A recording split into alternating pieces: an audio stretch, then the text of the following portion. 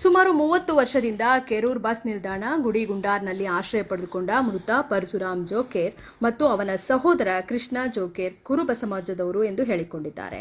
ಇವರು ಬೇರೆ ಮಾಲೀಕತ್ವದ ಟಂಟಂ ಚಾಲನೆ ಮಾಡಿ ಮತ್ತು ಹಮಾಲಿ ಮಾಡಿ ತಮ್ಮ ಉಪಜೀವನ ಸಾಗಿಸುತ್ತಿದ್ದರು ಎಂದು ಕೃಷ್ಣಪ್ಪ ಹೇಳಿಕೊಂಡಿದ್ದಾನೆ. ಮೃತ ಪರಸಪ್ಪ ಕೃಷ್ಣ ಸಹೋದರರಿಗೆ ಲಕ್ಷಗಟ್ಟಲೆ ಆಸ್ತಿದೆ ಎಂದು ತಿಳಿದುಬಂದಿದೆ. ದುರದೃಷ್ಟವಶಾತ್ ಇಡೀ ಆಸ್ತಿ ನ್ಯಾಯಾಲಯದಲ್ಲಿದೆ ಎಂದು ತಿಳಿದುಬಂದಿದೆ.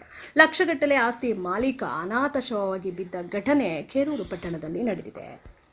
ಘಟನೆಯಿಂದ ಮೃತ ಸಹೋದರನ ಅಗಲಿಕೆ ಇನ್ನು ಓರ್ವ ಸಹೋದರ ಕೃಷ್ಣ ಏನೂ ತೋಚದೆ ಅಸಹಾಯಕವಾಗಿ ನಿಂತ ಸಮಯದಲ್ಲಿ ಬಸ್ ನಿಲ್ದಾಣದ ಸುತ್ತಮುತ್ತ ಒಂದಿಷ್ಟು ಹೋಟೆಲ್ ಮಾಲೀಕರು ಮತ್ತು ಒಂದಿಷ್ಟು ವಾಹನಗಳ ಮಾಲಕರು ಸೇರಿ ಜಾತಿ ಭೇದವಿಲ್ಲದೆ ಹಿಂದೂ ಮುಸ್ಲಿಂ ಸೇರಿ ಮೃತ ಪರಸಪ್ಪನ ಅಂತಿಮ ಹಿಂದೂ ಧರ್ಮದ ವಿಧಿವಿಧಾನದ ಪ್ರಕಾರ ಅಂತ್ಯಕ್ರಿಯೆಗೆ ಮುಂದಾದರು. ಈ ಒಂದು ದುಃಖದ ಸನ್ನಿವೇಶದಲ್ಲಿ ಬಸ್ ನಿಲ್ದಾಣದ ಕೆಲವು ವ್ಯಾಪಾರಸ್ಥರು, ಕೆಲವು ವಾಹನ ಮಾಲಕರು ತಮ್ಮ ಕೈಯಿಂದ ದುಡ್ಡು ಸಂಗ್ರಹಣೆ ಮಾಡಿ ಮತ್ತು ಇತರ ಸ್ಥಳೀಯರಿಂದ ದುಡ್ಡು ತೆಗೆದುಕೊಂಡು ಅಂತ್ಯಕ್ರಿಯೆ ಮಾಡಿದ್ದಾರೆ.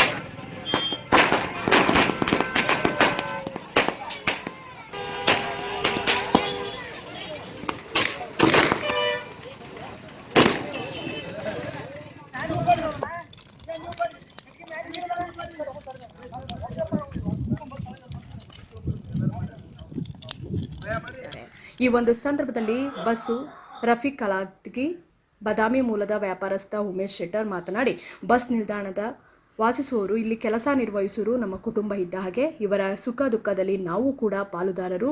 ಮೃತ ಪರಶುರಾಮ್ನ ಅಂತ್ಯಕ್ರಿಯೆ ಮಾಡುವುದು ನಮ್ಮ ಜವಾಬ್ದಾರಿಯಾಗಿದೆ.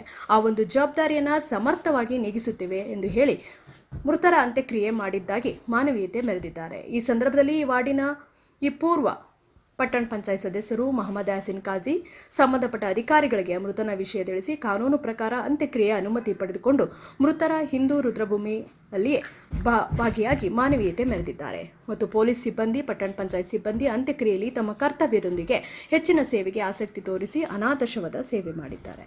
ಈ ಸಂದರ್ಭದಲ್ಲಿ ಸುನಿಲ್ ಗಟ್ಟದ್, ಮುನ್ನಾ ಧಾರವಾಡ್, ಇಮ್ರಾನ್ ಸೂರಿ, ವಿಜಯ್ ಕುಮಾರ್, ಬಂದೆ ನಮಾಜ್ ನದಾಫ್, ಅಲಿ ಸಾಬ್ ಲಿಗಾಡಿ ಉಪಸ್ಥಿತರು. ಏನಾಗಿತ್ತು ಅವ್ರಿಗೆ?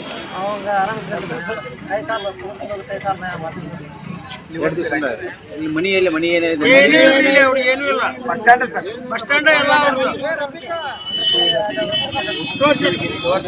ಅವ್ರ ಹೆಸರೇನು? ಅದೇ ಹಾಟ್ ಆಗಿದ್ರೆ ರಫೀಕ್ ಅವ್ರ ನೇತೃತ್ವ ವಹಿಸ್ಯಾರನ್ರಿ ಇದಕ್ಕೆ ಮನೆ ಮಾಡಕ್ಕೆ. ನೀವು ಶಟ್ರ್ ಅದೀರಿ, ನೀವು ಅದಿರಿ, ಇದ್ರಾಗ ಎಲ್ಲರೂ ಇದ್ದೀರಿ, ಮಾಡ್ರಿ ಎಲ್ಲ ಸಮಾಜ ಸೇವೆ ಚಲೋ ಐತಿ. ಆಂಬುಲೆನ್ಸ್ ಗಾಡಿ ತರಿಸ್ಕೊಡ್ರಿ, ಅದು ಒಂದು ನಿಮ್ಗೆ ಧರ್ಮ ಮಾಡ್ತೇವೆ. ಮತ್ತೆ ಹೋಗ್ಬೇಡ್ರಿ ನೀವು ಇಲ್ಲ ಇಲ್ಲ ನಮ್ಮ ಭೀಮವಾದ ಸುದ್ದಿವಾಹಿನಿಯ ಕೆರೂರ್ ಭಾಗದ ವರದಿಗಾರರು ಈ ಒಂದು ಪುಣ್ಯ ಕಾರ್ಯದಲ್ಲಿ ಮುಂಚೂಣಿಯಲ್ಲಿ ನಿಂತು ಸೇವೆ ಮಾಡಿದ್ದಾರೆ. ಅಬುಕ್ಕರ್ ಎಡಳ್ಳಿ, ಭೀಮವಾದ ನ್ಯೂಸ್, ಕೆರೂರ್.